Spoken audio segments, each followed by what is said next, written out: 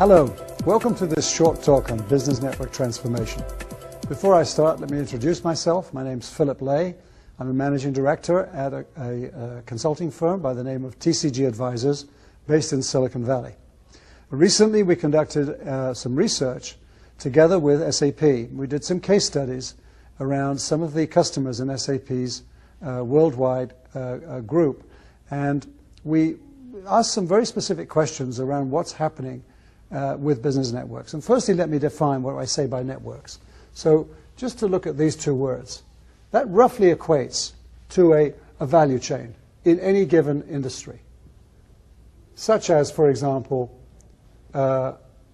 consumer packaged goods, and more specifically consumer packaged goods in apparel or food and beverages and so on. The difference is that we think of them more in a network sense because the interrelationships between different partners, suppliers, manufacturers, retailers, and so on, as well as service providers, enablers of all different kinds, logistics service providers, IT, and so on, makes us think that the dynamics going on are much more around network dynamics than the linear dynamics associated with the chain. But nonetheless, fairly equates to that.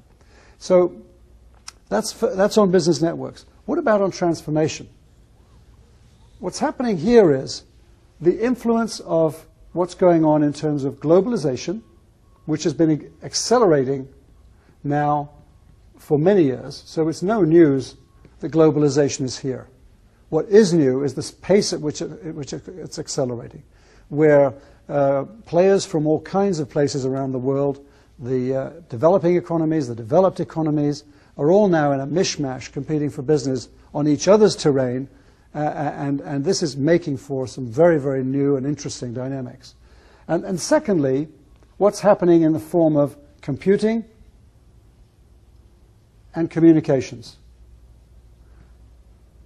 where the internet has probably been the most visible vehicle for accelerating innovation in both computing and how companies actually interface with the computing systems, and also how they communicate. And if anything else, perhaps the internet is more about communications than about computing. But nonetheless, a tremendous acceleration in how companies are using the internet and different kinds of technologies around it in order to work together. This is essentially what business network transformation is around. That's the challenge for companies going forward. So as a company executive in a business network, as you look around you and how you serve your customers today, what should you do about business network transformation? Well, I suggest there are three primary things to do to get going. The first thing is get ready firstly by mapping your network. What we found in the research we did is that there are many new players entering the network without companies even realizing it. And plus roles are changing. So as you map the network, see how roles are changing. New players coming in from wherever they're coming from, whether it be the developing economies or whether it be the developed economies. But how are roles changing? Where are the power dynamics going? Who's grabbing the value that used to be ours and the profit that used to be ours? And so that's the first part of getting ready. The second part of getting ready is take a look at your processes internally and your IT support of those processes. And the getting ready here is all about going end to end in your organization and bringing your business processes together. Because another thing we found out in the research was that even very sophisticated companies today are feeling very exposed when it comes to actually doing some more extensive collaboration into the network by the very fact that their own processes are not in order, that they don't really know how to expose the way they do things and automate those things with their partners and make it a lot easier to operate. They also don't know how to expose data when it comes to share data with their partners, with their suppliers, with their retailers, and so on.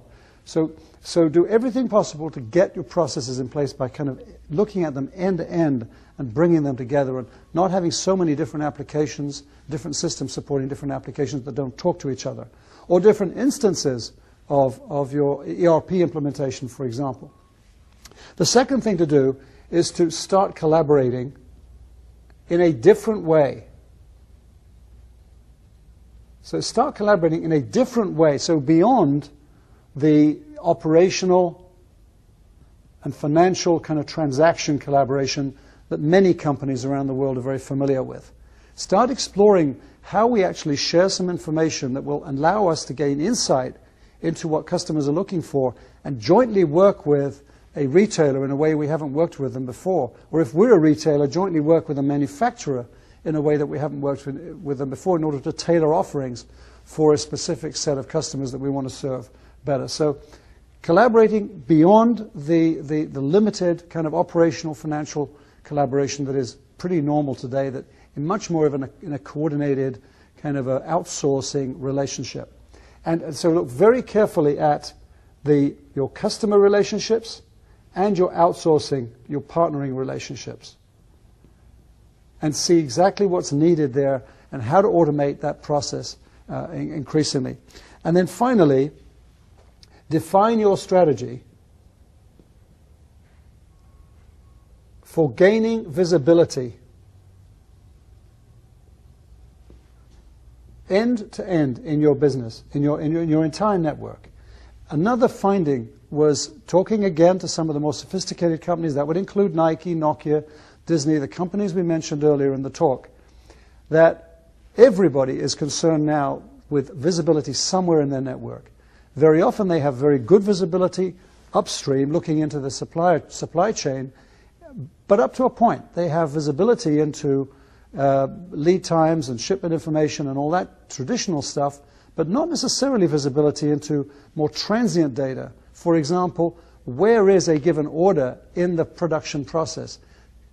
Is there something we need to know now about how late it might be delivered, or a way of avoiding it being delivered late?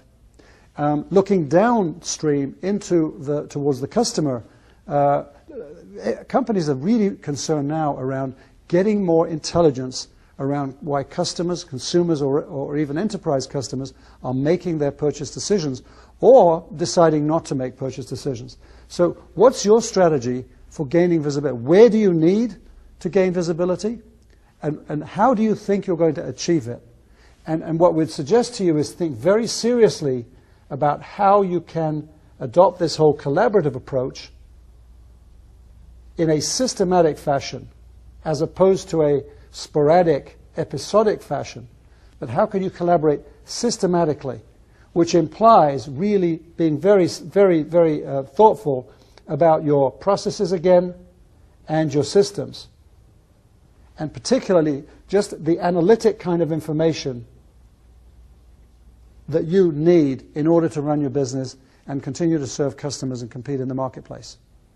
Thank you very much. Those are the three things that I wanted you to think about, and I hope you'll be able to do as you think about how business network transformation is impacting you in your current business network. Thank you very much.